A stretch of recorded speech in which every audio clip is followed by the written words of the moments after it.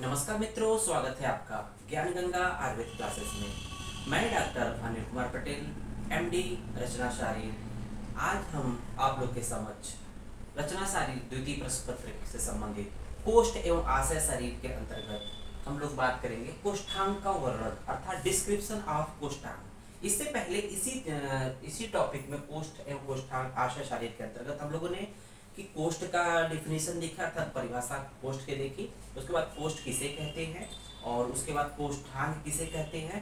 कोष्ठांगों के हम लोगों ने संख्या देखी विभिन्न आचार्यों के मतानुसार, और विभिन्न आचार्यों के हिसाब से जो अलग अलग कोष्ठांगों की संख्या है उसका डिस्क्रिप्शन देखा। मीन्स किस आचार्य ने किसको माना है और किसको नहीं माना है, इसका हम लोगों ने इससे पहले अपलोड वीडियो कर चुके हैं।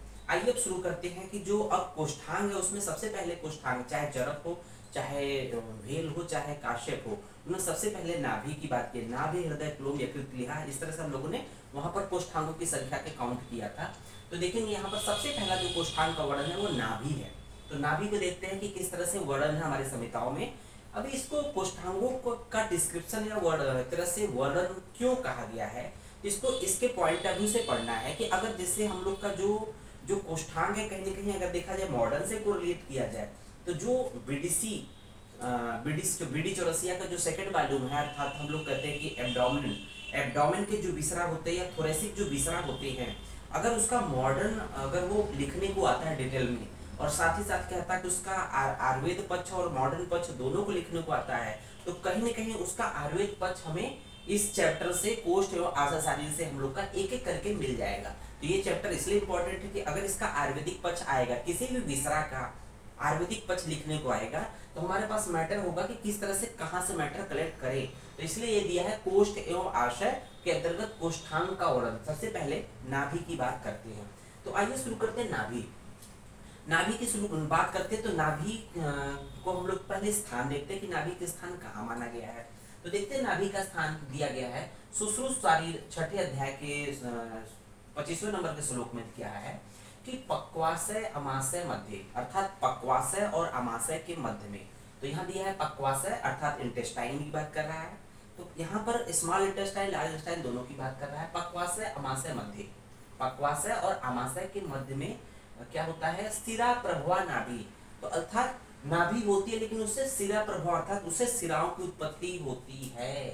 तो नाभि को क्या बोला गया, सिरा प्रभवा।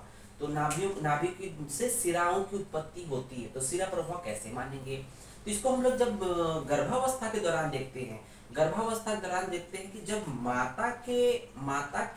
माता से और जो गर्भ का जो अटैचमेंट होता है थ्रू अम्बिलिकल कार्ड के थ्रू होता है, उस अम्बिलिकल कार्ड में अब एक अम्बिलिकल कार्ड का जो एक सिरा, मान लीजिए अम्बिलिकल कार्ड है, इधर गर्भ है, इधर माता का शरीर है अर्थात प्लेसेंटा है। तो गर्भ की तरफ जो गर्भ की जो है डेवलपिंग गर्भ के नाभि से अटैच होता है, दूसरी तरफ माता के प्लेसेंटा से अटैच होता है। इधर प्लेसेंटा है माता का, इधर क्या है, गर्भ का नाभि है। तो ये दोनों के बीच में क्या है, अम्बिलिकल कार्ड है। तो इस अम्बिलिकल कार्ड में अम्बिलिकल आर्टरी एंड वेन होते हैं। तो ऐसा मानते हैं कि गर्भावस्था के दौरान जो उस नाभि से अटैच, अब बालक के शरीर में सिराएं होती हैं, सिराओं की स्थिति कुछ इस तरह से होती है। देखेंगे यहाँ पर ये अम्बिलिकल कार्ड है या ये नाभि है, ये नाभि है और इसके चारों तरफ ये सिराएं जो है चक्र के रूप में रहती है। तो इसकी तुलना किससे की गई है, इसकी तुलना कुछ इस तरह से की गई है कि जिस तरह से रथ के पहिए के चारों ओर, कोई भी रथ का पहिया होता है, जैसे साइकिल का पहिया होता है, रथ का पहिया होता है, उसके बीच में क्या होता है, उसका धुरा होता है, एक्सिस होता है। तो उस एक्सिस के चारों तरफ तीलियां लगी होती है, उस एक्सिस के चारों तरफ तीलियां लगी होती है। उसी तरह से तुलना यहाँ नाभि की गई। नाभि के चारों तरफ सिराओं के तीली के रूप में, अर्थात सिराएं जो होते तीली के रूप में फैली होती है। इसलिए कह रहा है सिरा प्रभवा नाभि, अर्थात पक्वाशय अमाशय के मध्य में सिराओं को उत्पन्न करने वाली जो नाभि होती है। तो एक क्लियर हो गया कि नाभि की स्थिति कहाँ है, पक्वाशय अमाशय के मध्य में है। फिर देखते हैं कि नाभि की गणना प्रत्यंग में की गई है। नाभि की गणना चाहे चरक हो, चाहे सुश्रुत हो, चाहे काश्यप हो, उन्होंने प्रत्यंग में की गई। बात करें प्रत्यंगों की तो प्रत्यंगों की संख्या की बात करेंगे तो चरक ने प्रत्यंग की संख्या 56 बताई अर्थात 56 बताई है, जबकि काश्यप ने 87 अर्थात 87 बताई है। सुश्रुत ने प्रत्यंगों के बारे में बताया लेकिन उसकी संख्या का मेंशन नहीं किया है। तो यहाँ पर नाभि की गणना प्रत्यंगों में की गई है। देखेंगे यहाँ पर सुश्रुतसारी 5वें अध्याय के चौथे नंबर के श्लोक में देखेंगे, तो ये बताएंगे कुछ प्रत्यंग जो कि एक एक संख्या में होते हैं। तो कौन कौन से यहाँ देखेंगे, अतः परम प्रत्यंगानि, अतः जो श्रेष्ठ जो प्रत्यंग होते हैं, परम मतलब श्रेष्ठ, तो उसमें भी जो श्रेष्ठ प्रत्यंग होते हैं जैसे वक्ष्यन्ते, कौन कौन से होते हैं, मस्तक, तो ये फोरहेड हो गया मस्तक।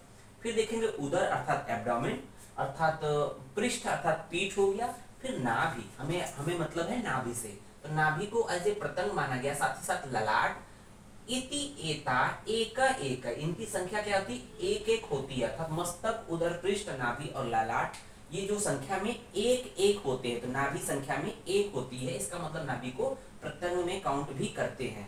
कोष्ठांग तो है ही है, साथ ही साथ प्रत्यंग भी इसको सुश्रुत ने माना है। फिर देखते हैं कि नाभि में क्या और स्थित होता है, उसके बारे में देखते हैं कि नाभि के बारे में देखते हैं कि नाभिस्था प्राणिना प्राण, नाभिस्थ प्राणिना प्राण, और कहते हैं नाभिस्था प्राण, प्राणियों का प्राण नाभि में स्थित होता है। नाभिस्था प्राणिना प्राण कहा गया ना, नाभिस्था प्राणिना प्राण, अर्थात प्राणियों का जो प्राण होता है वो नाभि में स्थित होता है। प्राणा, उसके बाद प्राणात नाभिर उपस्थिता, और जो प्राण होता है वो नाभि में स्थित होता है। तो सिंपल कह रहा है कि प्राणियों का प्राण, प्राणियों का जो प्राण होता है नाभि में स्थित होता है, और यहाँ कह रहा है प्राणात नाभिर उपस्थिता, प्राण जो होता है नाभि में आश्रित होता है या नाभि में स्थित होता है। उसके बाद देखेंगे सिरा भी अवृता, सिराओं से घिरी हुई, अभिवृता में क्या होता है, घिरी हुई, सिराओं से घिरी हुई नाभि चक्र मीन्स चक्र के समान है। तो हम लोग कह रहे थे ना कि नाभि की तुलना एक चक्र के समान की गई है, या रथ के पहिए से की गई है, तो रथ के पहिया कहने के चक्र की तरह है। तो कह रहा है सिरा विवृता नाभि, सिराओं से घिरी हुई नाभि क्या होता है, नाभि चक्र नाभिर्वार के, उसे हम लोग नाभि कहते हैं। तो ये है नाभि। सुश्रुतसारी 7वें अध्याय के 5वें नंबर के श्लोक में बताया गया यहाँ पर कि जो नाभियों प्राणियों का प्राण होता है नाभि में स्थित होता है, आश्रित होता है, और प्राण नाभि पे आश्रित होता है। और नाभि क्या होती है, सिराओं से आवृत होती है और चक्र के समान है, जिसे हम नाभि कहते हैं। अब यहाँ पर प्राणियों के प्राण नाभि क्यों कहा गया, प्राणियों का प्राण नाभि क्यों कहा गया कि जब गर्भावस्था के दौरान होता है तो जो गर्भ का मुख्य जो आहार होता है, चाहे वो न्यूट्रिशन हो चाहे ऑक्सीजन हो, मेनली उस अम्बिलिकल कार्ड के थ्रू ही जाता है। अगर एक साइड में अम्बिलिकल कार्ड है, इधर प्लेसेंटा इधर गर्भ है, तो इस अम्बिलिकल कार्ड के थ्रू ही ये पार्ट नाभि है, तो नाभि से अटैच होता है। अगर ये कट कर जाए, नाभि से इस अम्बिलिकल कार्ड का कनेक्शन न हो, तो प्राणी जो है वो जो गर्भ होता है जीवित नहीं रहेगा, इसलिए कहा नाभिस्था प्राणिना प्राण है। और दूसरे पॉइंट में हम लोग इसको देखेंगे कि जब वो जन्म के बाद भी नाभि को एज ए सध्य प्राणहर मर माना गया है, तो उसको भी देखेंगे क्यों सध्य प्राणहर मन माना गया है, इसको अब देखते हैं। फिर देखते हैं गर्भावस्था में नाभि की रचना और कार्य। तो गर्भावस्था में क्या कार्य है उससे समझ देख लेंगे। तो गर्भावस्था में हम लोग जानते हैं कि जो गर्भ का पोषण होता है, तो गर्भ डायरेक्ट पोषण तो कम लेता है, उसके सरफेस से तो कम पोषण लेता है, लेकिन जो मुख्य पोषण का जो माध्यम होता है वो नाभि नाड़ी होती है, जिसको अम्बिलिकल कार्ड कहते हैं। नाभि नाड़ी अम्बिलिकल कार्ड का जो फिर से अटैचमेंट बताते रहे हैं कि एक साइड में एम्ब्रियो के या गर्भ के नाभि से अटैच होता है, दूसरे साइड में प्लेसेंटा से उत्पन्न होता है। प्लेसेंटा की ड्यूअल ओरिजिन होती है, एक मैटरनल पार्ट होता है, एक फीटल पार्ट होता है, एक फीटल पार्ट होता है, मैटरनल पार्ट होता है। प्लेसेंटा की जो ओरिजिन होती है, तो ऐसा नहीं कह सकते कि प्लेसेंटा माता का पार्ट है। प्लेसेंटा एक्चुअल में देखा जाए तो उसके कुछ पार्ट फीटस के थ्रू होता है, एम्ब्रियो के थ्रू उत्पन्न होता है, कुछ पार्ट जो होता है मदर के थ्रू होता है, इसलिए उसके दो सरफेसेस होते हैं, मैटरनल सरफेस और फीटल सरफेस। तो अब ऐसे कह सकते हैं कि प्लेसेंटा दोनों के एम्ब्रियो और मदर दोनों के थ्रू डेवलप होता है, माता का पार्ट नहीं होता है। तो कहने का मतलब ये है।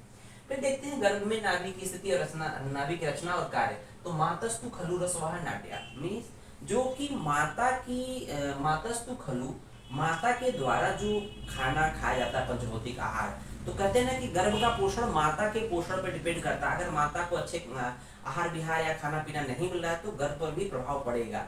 क्यों प्रभाव पड़ेगा, क्योंकि माता जो गर्भ होता है न्यूट्रिशन के पॉइंट ऑफ व्यू से, पोषण के पॉइंट ऑफ व्यू से टोटली जो होता है माता पे डिपेंडेंट होता है। तो किस तरह से होता है देखेंगे कि जो गर्भ का पोषण के बारे में यहाँ कह रहा है, मातस्तु खलु रसवाह नाट्या, माता के द्वारा खाया हुआ जो है रस, माता के शरीर तथा प्लेसेंटा से अटैच रसवायाम नाड्या, रस को वहन करने वाली, अर्थात ये अम्बिलिकल कार्ड, रसवायाम मीन्स रस को वहन करने वाली, नाड़ी मीन्स नाभि नाड़ी, रस को वहन करने वाली नाभि नाड़ी, जिसको हम लोग गर्भ नाभि नाड़ी कहते हैं।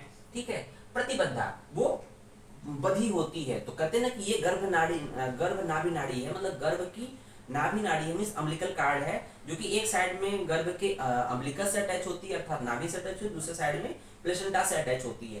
तो ये कह रहा है, फिर क्या है, सा अस्य मातुर आहार, उसी नाभि नाड़ी से, उसी अम्बिलिकल कार्ड के थ्रू जो पोषण होता है, सा अस्य मातुर आहार रस वीर्य, माता के आहार के रस का वीर्य, माता के द्वारा खाए हुए जो आहार के जो आहार रस बनता है उसका वीर्य क्या होता है, वीर्यम अभिवपति, अर्थात वीर्य माता से गर्भ में जाता है, तो माता से गर्भ में इसके थ्रू जाएगा, नाभि नाड़ी के थ्रू जाएगा।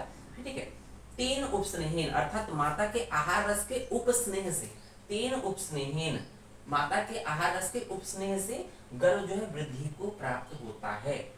इसका मतलब कि गर्भ की वृद्धि में या गर्भ के पोषण में मुख्य भूमिका किसकी है, वो है इन माता और गर्भ को कनेक्ट करने वाली इस अम्बिलिकल कार्ड की, अर्थात गर्भ नाभि नाड़ी यही है बीच में, जो कि मुख्य जो है रीजन है इसके डेवलपमेंट है पोषण का। तो ये है रचना। फिर देखेंगे नाभि को हम लोगों ने एज ए मर्म के रूप में काउंट किया है, तो मर्म के रूप में काउंट किया, नाभि जो स्थान होता है एज ए मर्म के रूप में काउंट करते हैं। तो ये बात समझ लेना है कि जो नाभि एक्टिव होती है गर्भावस्था के दौरान आफ्टर डिलीवरी, वो सिर्फ जब अम्बिलिकल कार्ड उस पॉइंट से डिटैच हो जाता है तो वो सिर्फ एक स्कार के रूप में रह जाता है, उसका फिर विशेष कार्य नहीं होता है।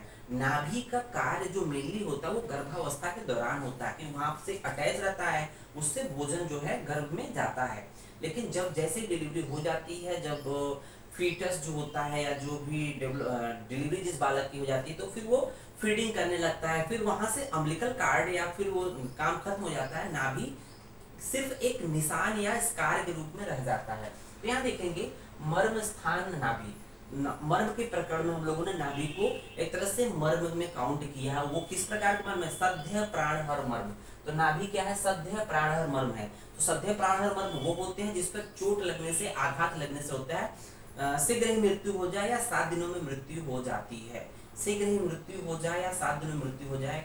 जहां भी शीघ्र मृत्यु होने की बात करते हैं, सध्य प्राणहर मृत्यु होने की बात करते हैं, किसी भी मर्म में अगर सध्य प्राणहर मर्म है तो उस पर अगर आघात हो रहा है, तो उसका मेन कारण क्या है मृत्यु का, वो होता है इंटरनल ब्लीडिंग। इंटरनल ब्लीडिंग की वजह से होता है वहां पर सध्य मृत्यु होती, तुरंत मृत्यु या 1 सप्ताह में मृत्यु होती है। तो देखते हैं कि नाभि को सध्य प्राणहर क्यों बोला गया है, ये देखते हैं। तो हम लोग इसको इज्यूम करते हैं कि अगर ये एक तरह से अम्बिलिकस से नाभि है, तो अब यहाँ पर इसके पेरीफेरी में या इसके इनर साइड में, एब्डोमेन में ऐसी क्या स्ट्रक्चर्स है जो पास हो रही है, जिसपे अगर नाभि पे चोट लग रही है तो हम लोग कहते हैं सध्य मृत्यु हो रही है या कोई इंटरनल ब्लीडिंग हो रही है। तो यहाँ से देखेंगे कि जो हर्ट होता है इस रीजन में, यहाँ से एक तरह से एक पास हो रही है एओर्टा, आर्च एओर्टा जो है डिसेंडिंग एओर्टा, तो यहाँ से descending aorta, thoracic aorta, abdominal aorta, तो यहाँ के रीजन से एब्डोमिनल एओर्टा जो कि नीचे की तरफ जा रही है,